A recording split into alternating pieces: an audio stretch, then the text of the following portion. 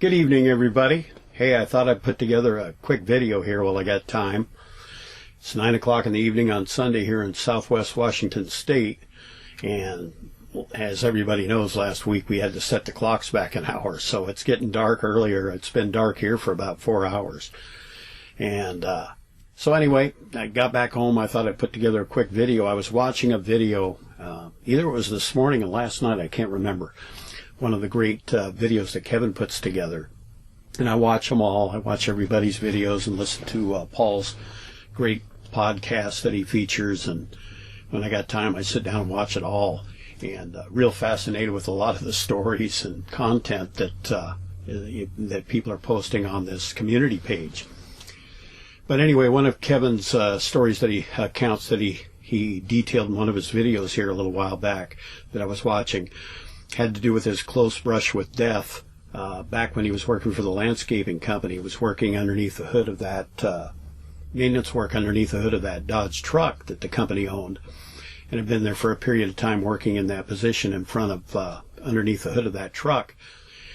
And when he got up to conduct some more maintenance work on the other side of the truck and had left that position, no sooner than when he left, it was within seconds, as detailed in his video, an irresponsible coworker had backed into the front end of that truck and did a considerable amount of damage, which would have definitely crushed Kevin had he not moved from that position, just a mere 3 or 4 seconds before that. That's something you'll never forget when you have those close brushes with death like that. And I've had a few of those happen myself. So when I saw that video, it just reminded me of one that goes back to when I was 19 years old. So I'm 60 now. This would have been 41 years ago. But this is one that I have never forgotten. I get the shivers whenever I recount it in my mind and think about it. But it also went on to cause a phobia. That one of the only phobias that I have, or fears that I have, is I have a phobia where I am afraid to use anything having to do with propane or propane tanks.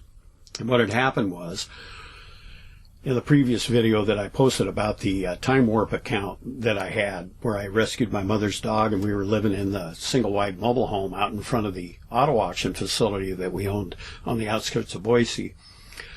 We had been there for 2 or 3 years living in that mobile home, and my folks sold that mobile home a few months after that account that I explained on the last video took place. They sold that mobile home and bought a ranch-style house. And of course I was 18, so I went off and lived with some friends and did the roommate bit, and things didn't work out. They're not paying their share of the rent, whatever have you. So my dad came to me when I was 19 and says, you need to develop some credit, and I need somebody to live out in front of the auction because we need to make it look like there's a security guard out in front of there. Now that we no longer live out in front of there, it's wide open for maybe somebody coming and cutting a hole in the fence and stealing a car or parts or whatever. So he ran this by me. There was a nice 30-foot travel trailer out at the auto auction, and one day for the sale that was on consignment. And he asked me, if I was to co-sign a loan for you and you making the payments, you would be able to develop some forms of credit by making those payments. Would you want to live in that trailer out in front of the auto auction? And, if you're around, great. You can serve as a security guard or leave the lights on whenever you leave the premises to make it look like somebody's on duty out in front of the auction, so we don't have any thievery taking place during the evening hours. And I said, sure, I'll go for that. So we ended up purchasing this travel trailer, so I ended up parking it almost in the same spot where we had our single-wide 3-bedroom mobile home for a number of years there. And so I would plug this in for electricity into an outlet outside of the building there, and so I lived in this trailer. And it had a gas setup for the stove and the oven, and had gas heat and also had electric heat. So I used the electric heat most of the time, and then as winter came on and it started getting colder and colder, I actually started using the gas stove every once in a while to warm up the trailer a little bit and let the electric heater kind of catch up before going to sleep. And so my driver's license was suspended for a 6-month period of time, deep in the winter, and so my friends had to come out and pick me up because I was clear out on the edge of town, and we would go and do, you were old enough to go to the bar scene at 19 back then in the state of Idaho. Now it's 21, but so they would come out and pick me up. I got caught racing too many times in my Oldsmobile 442 and accumulated a number of tickets, and so I was suspended for 6 months being able to drive. So my friends would come out and pick me up like on Friday nights, and we'd go and the bar scene, play pool, whatever have you, cruise the gut in downtown Boise, where everybody used to go back then. And this one evening there was some snow setting in. It was relatively cold. I'd say, around 20 degrees, deep into the night hours around that time. So anyway, we come back this one evening. They'd come out to pick me up, and I had had a few drinks. I don't drink any longer. It's been 12 years since I've had a drink, but back then, once or twice a week, we'd go out and have a few beers and play some pool, and I'd had a little too much to drink, and my friends brought me back out to the trailer at about 12 o'clock, 1 o'clock in the morning, which was my home, and brought me back and dropped me off. So I go staggering into the trailer, and I open up the door, and the breaker switch had flipped somehow, and all the power was out inside of my trailer, and it also broke my water pipelines, I found out later on too. But so I go inside of the trailer, you can see my breath, and it's colder than in there. And so what I did was I went out and hit the breaker switch and turned on the electric heat. Well, it was going to take a long time for the electric heat to catch up. So I got out a book of matches, and I went and I turned on all 4 of the stove settings on the top of the stove and lit those up, lit up the gas oven, and I think I even got the propane heater going along in conjunction with this little electric heater that I had in there, because I needed it to warm up quick. I was going to go to bed, and it was colder than you can believe inside of that trailer.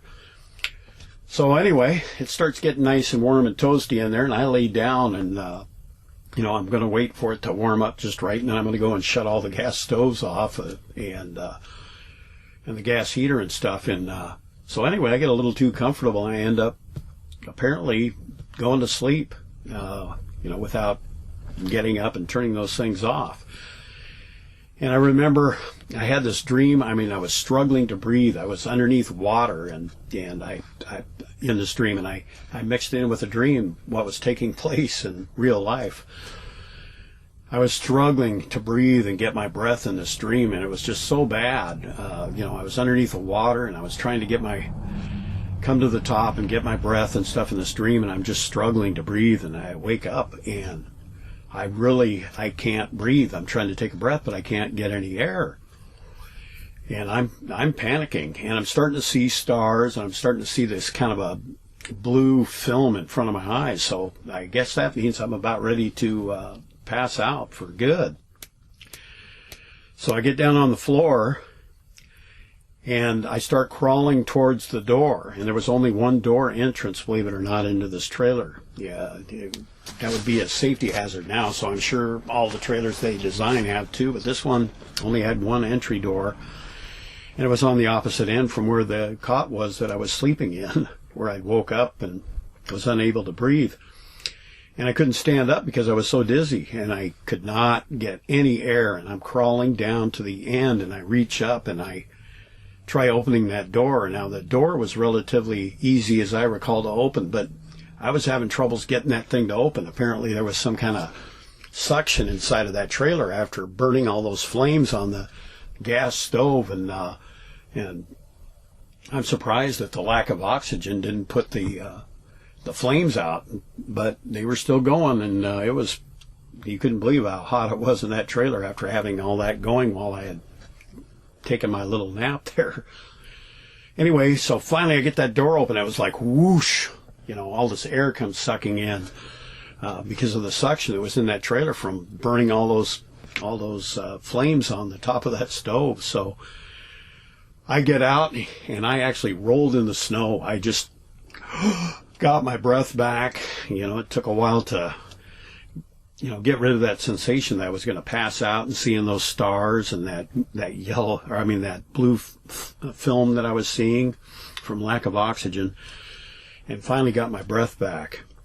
And even though I had had a few drinks that night, that was like a cold slap in the face. I realized that I had come that far from biting the big one.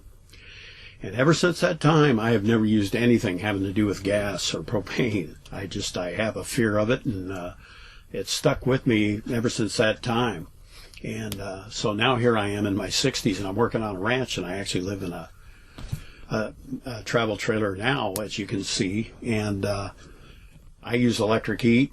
I use the microwave oven, and if I need to bake anything, I'll go to a restaurant where they bake things and purchase something. But I'm not going to run the gas stove or anything, and I have never done so since that little experience that I had. But anyway, you talk about close brushes with death. That was one that I had. I really feel that I was that far from, you know, had I passed out and not come to, and you know, had the energy, which I barely had, to crawl down to the end of that trailer and open that door. And it was a struggle getting that door open. I swear there was it was like a suction in that trailer from lack of oxygen that had been burnt out. And so when I went to open that door, I had some huge problems getting it open. But once I got it open, whoosh, all that fresh air came in, and I rolled down in the snow, and I just, practically ready to kiss the ground once I got my breath back. But anyway, there's my account, and something I've never forgotten. I've had some other close accounts too. Boy, I've been in a couple of head-on collisions where I was that close, but that one there was one of the earlier ones. And it's funny how something like that will stick with a guy throughout his entire life. And I don't fear very much. I'm not afraid of heights. I'm not afraid of the dark. I'm not afraid to get up in front of people or produce these videos or anything like that. I have no fears or phobias except for one thing, and that's anything having to do with flames. I'm real cautious, but for sure, propane is a no-no for me. Okay, we'll talk to you in another upload, and I look forward to some of your videos as well.